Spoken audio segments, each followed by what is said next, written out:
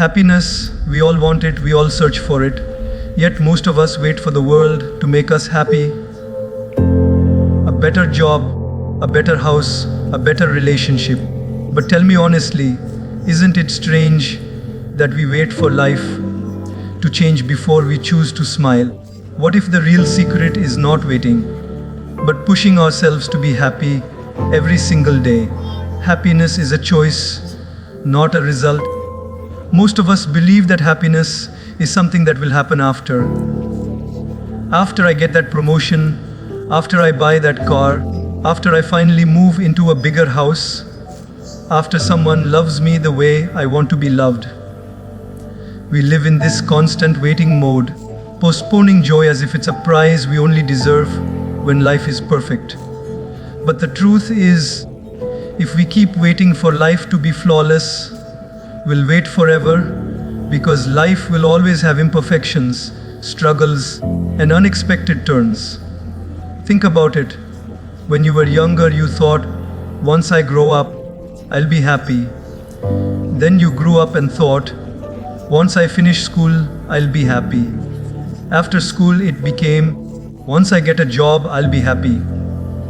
Then, once I get married, once I have kids, once I retire, it never ends. Happiness keeps moving further away, like the horizon. You walk towards it, and it moves further away. The problem is not that happiness doesn't exist. The problem is that we've placed it on the wrong side of conditions. Happiness was never meant to be the result of something happening. It was always meant to be the reason we live fully. Imagine this: two people face the same situation.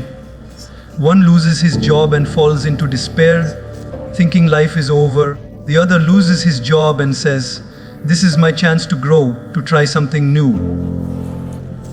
The situation is identical, but their response is different. One chose unhappiness, the other chose happiness. Every morning when you wake up, life hands you a choice. It whispers, do you want to focus on problems or possibilities? Do you want to live in complaints or in gratitude? Do you want to wait for joy or do you want to create it? And the honest answer is, most of us let circumstances decide for us. If things go well, we're happy. If things go badly, we're miserable. But my friends, that's giving away the steering wheel of your life. Why should your peace depend on traffic, weather, economy, or someone's mood? Why should your smile belong to circumstances when it can belong to you? True power begins the day you realize, I can choose. Even if my boss is rude, I can choose patience. Even if my health is weak, I can choose gratitude for what still works. Even if someone betrays me, I can choose to forgive and free my heart. Happiness is not about denying pain. It's about deciding that pain will not control your life. It's not about faking a smile. It's about choosing to see that beyond the storm, there is always sunlight. So don't wait for happiness to come knocking at your door someday. Push yourself to be happy now, with what you have, where you are and who you are. Because the day you stop waiting and start choosing, that day you stop being a prisoner of circumstances and start becoming the master of your own joy. Gratitude is the shortcut. We live in a world where our minds are trained to notice what's missing rather than what's present. You may have 10 things working well in life, but the mind will obsess over the one thing that's not perfect. You may have food on your table, a roof over your head, and people who care for you, but if one person doesn't treat you the way you expected, suddenly all the blessings fade into the background. This is how the human mind tricks us into unhappiness. But gratitude, my friends, is the reset button. The moment you pause and count your blessings, life shifts. Think of a person who wakes up in the morning and the first thought is, why is my life so difficult? Instantly, the day feels heavy. Compare this with someone who wakes up and says, "Thank you, I'm alive. Thank you, I can breathe, I can walk, I can see." Both woke up in the same world, but one started the day with complaint, the other with gratitude. Which life do you think feels lighter? Gratitude does not mean ignoring problems. It means remembering that even in the middle of problems, you still have gifts. Imagine someone standing in the rain. They can say, "Why is it raining? My clothes are wet, I'm miserable." Or they can say, "Thank God for the rain, it gives us food, it keeps the earth alive." The rain didn't change. The person changed. Gratitude is not about changing the situation, it's about changing the lens through which you see the situation. The heart that complains will never find peace, because no matter what comes, it will always say, "It's not enough." But the heart that is grateful is rich instantly. You don't have to own the whole world to be happy. Sometimes one small moment of gratitude is enough. Think about the last time you lost something simple like your phone. For those few minutes, you felt panic, stress, anxiety. And then when you found it, you felt such deep relief. But the truth is, you already had that phone all along. You just forgot to appreciate it until you lost it. Isn't that strange? We only realize the value of something when it's gone. Gratitude teaches us to realize the value while we still have it. The happiest people are not those who have the best of everything. The happiest people are those who make the best of everything. They don't count possessions, they count blessings. They don't focus on what's broken, they focus on what still works.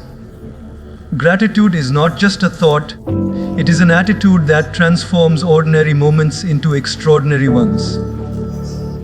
A simple meal becomes a feast when eaten with gratitude.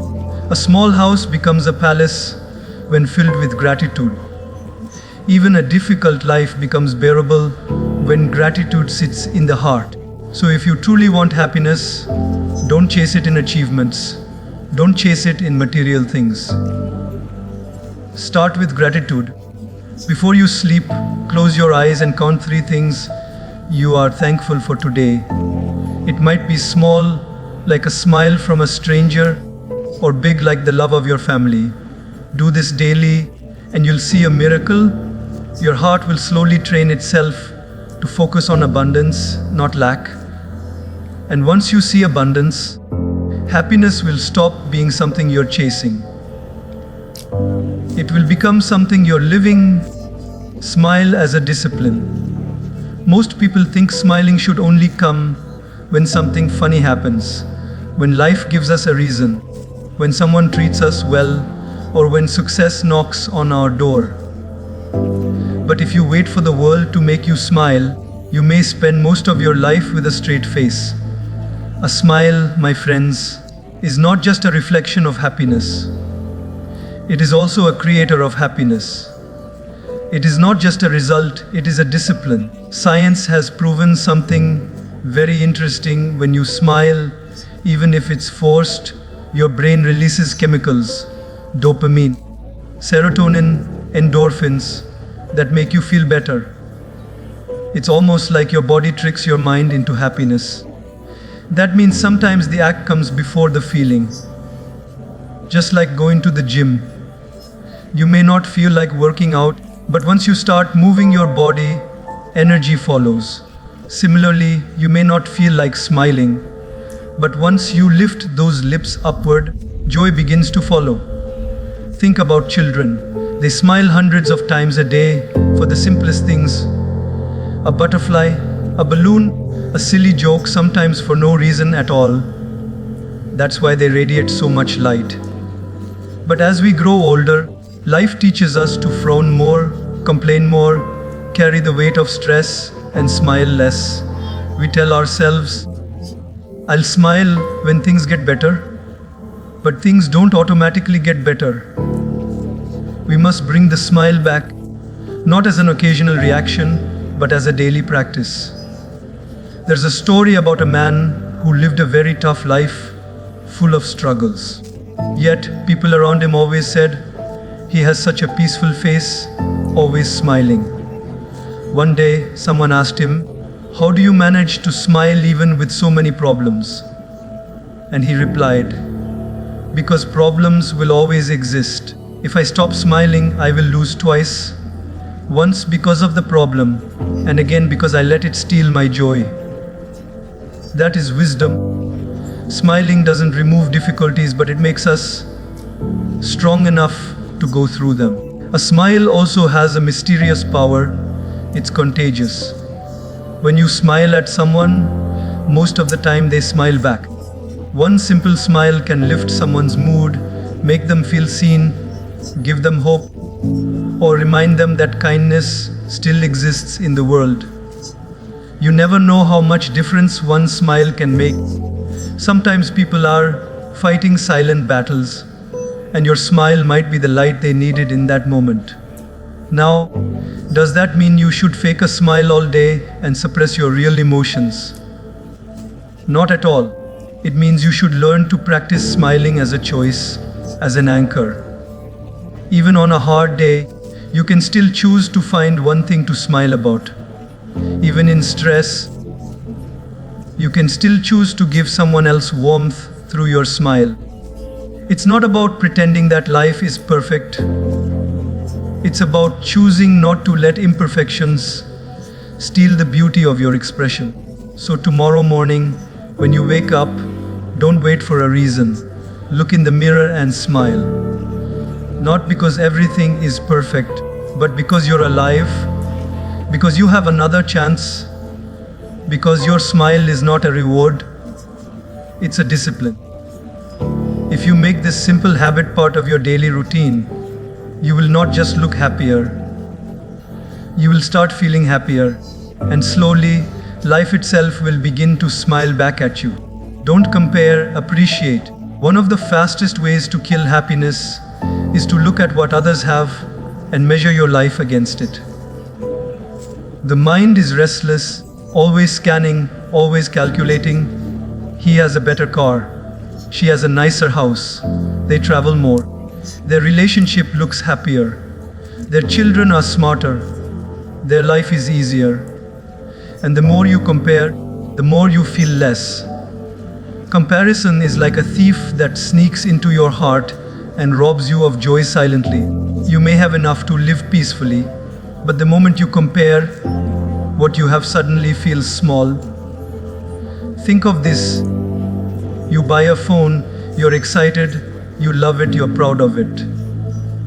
But the moment your friend walks in with the latest model, suddenly your joy disappears. Did your phone stop working? Did it lose its value? No. It's the same phone, but your happiness shrank because you measured it against someone else's. This is the trap of comparison. It blinds you from enjoying what you already have. There's a saying, when you compare, you despair, and it's true. No matter how much you achieve, there will always be someone with more. If you earn a certain income, someone else will always earn double. If you live in a nice house, someone else will always live in a mansion. If you are talented, someone else will always be more skilled. The race of comparison has no finish line.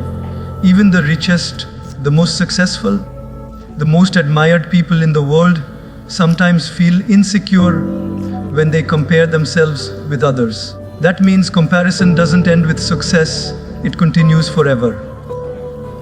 But appreciation, that is the antidote. Instead of looking at what others have and feeling less, look at what you have and feel blessed. Gratitude shifts the focus from scarcity to abundance. And even when you look at others, instead of comparing, learn to appreciate. If someone has a talent, appreciate it. If someone is successful, admire them without jealousy. If someone is ahead of you, let it inspire you, not poison you. Because appreciation multiplies happiness, but comparison divides it. Imagine two people watching the same sunset. One says, "It's beautiful." The other says, "It's not as nice as the one I saw on vacation." Same sunset, different hearts. The first chose appreciation, the second chose comparison. Which one do you think will live a happier life? It's not the size of what you have that decides your happiness. It's the size of your appreciation. There's a simple exercise to practice this. Whenever you catch yourself comparing, pause and ask, instead of focusing on what they have, can I focus on what I have? Instead of feeling jealous, can I feel inspired? Instead of complaining, can I say thank you? Slowly, your mind will rewire itself. You'll begin to notice beauty where you once saw lack. You'll begin to admire others without losing your peace. Because here's the truth, no two lives are the same. We all have different journeys, different struggles, different blessings. A fish is not meant to compare itself to a bird. A tree is not meant to compare itself to a flower. Each has its own role, its own beauty, its own worth. The moment you stop comparing, you give yourself the permission to simply be. And when you simply be, happiness naturally flows. So stop scrolling through life with a measuring tape in your hand. Put it down, look around, look within.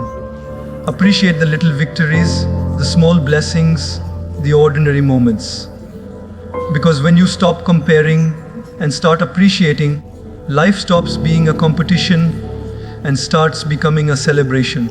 Serve others. One of the deepest truths about happiness is this: the more you live only for yourself, the emptier life feels. You can buy things, you can collect achievements, you can chase pleasures, but after a while, the excitement fades. Have you noticed? The new phone becomes old, the promotion becomes normal, the praise becomes expected. But there is something about serving others, helping, giving, sharing, that fills the heart in a way nothing else can. Because when you make someone else's life lighter, your own heart becomes lighter. Think about the last time you helped someone, even in a small way. Maybe you gave directions to a stranger. Maybe you shared your food. Maybe you listened to a friend who was going through pain. In that moment, didn't you feel a quiet joy inside you? That joy is unique. It's not the rush of achievement or the thrill of buying something new. It's a deep satisfaction, a warmth, a sense that you've done something meaningful. That is the happiness that service brings. There's a beautiful paradox here. When you give away happiness, you don't lose it, you multiply it. A candle loses nothing by lighting another candle. In fact, the room becomes brighter for everyone. In the same way, when you serve, when you give, when you help, you don't become poorer, you become richer. The joy you create for others echoes back into your own heart. But service doesn't always mean doing something grand.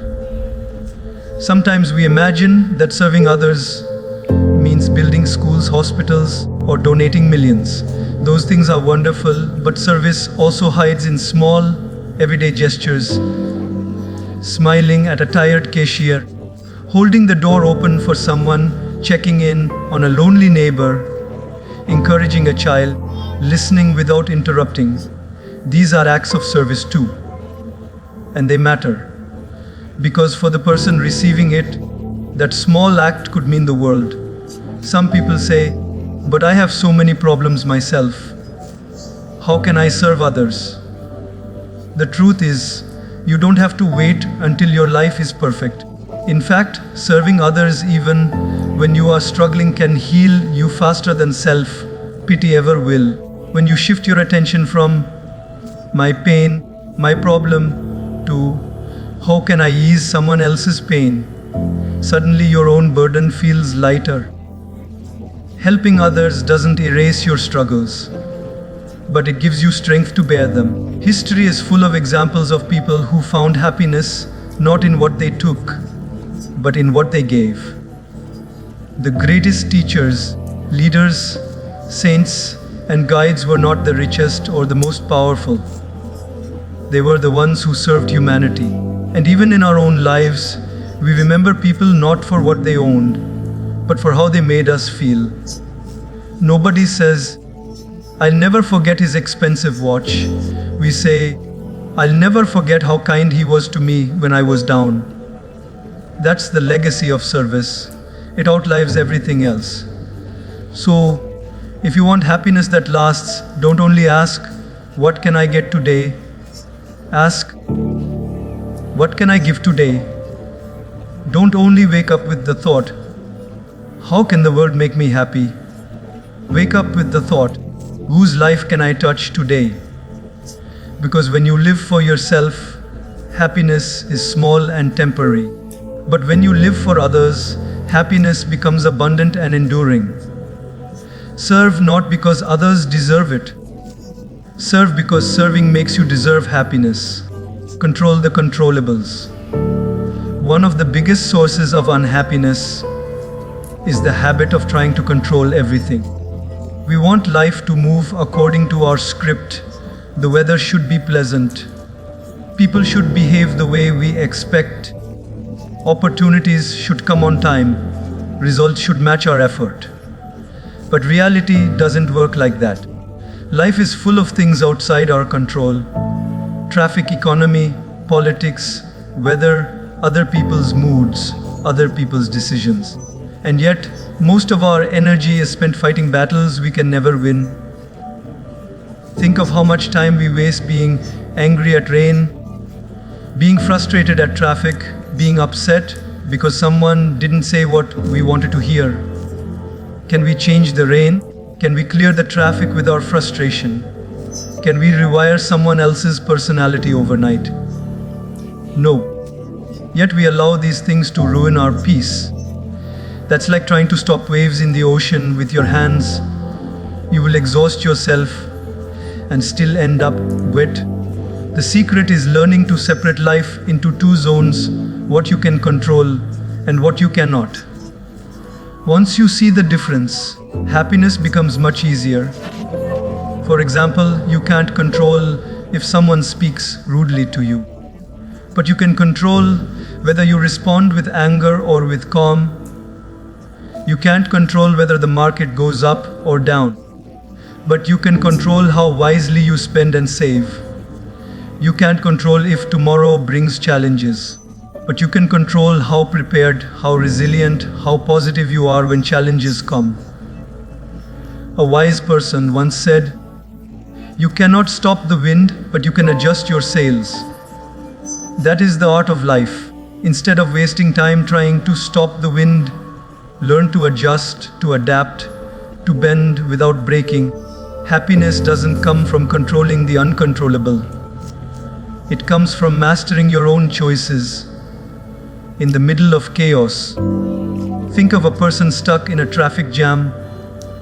One driver is banging the steering wheel, cursing, honking, raising blood pressure. The other driver turns on some music, makes a phone call to a friend, or simply breathes and relaxes. Both are in the same situation, but one chose misery, the other chose peace. The difference is not the traffic, it's the mindset. That is what controlling the controllables means. And here's the truth, the only true control we ever have is over ourselves, our thoughts, our emotions, our actions. But even this requires training. The mind is like a wild horse, it runs in all directions. If you don't hold the reins, it drags you into anger, fear, jealousy, stress.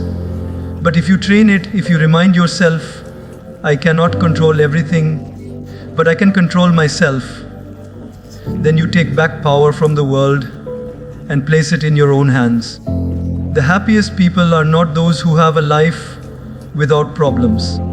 They are those who have mastered the art of responding wisely to problems. They know storms will come, people will disappoint, plans will fail, but instead of collapsing, they choose their attitude, they choose their response, they choose their inner state. That choice is power. That choice is freedom. That choice is happiness. So the next time life throws something unexpected at you, pause and ask, is this within my control? If yes, do your best. If no, let it go. This simple practice can save you from countless hours of frustration. Remember, you are not responsible for controlling the whole world. You are responsible for controlling yourself in the world.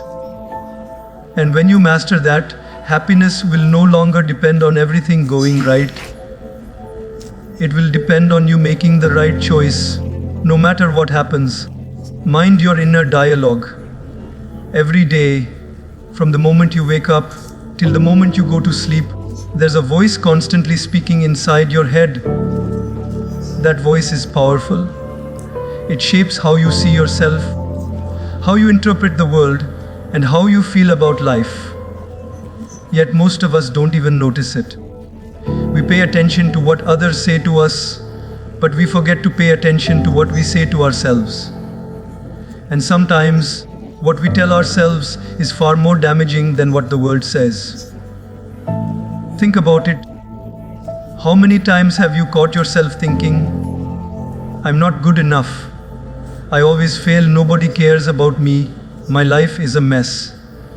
These sentences may not seem big, but repeated over and over, they become the background music of your life.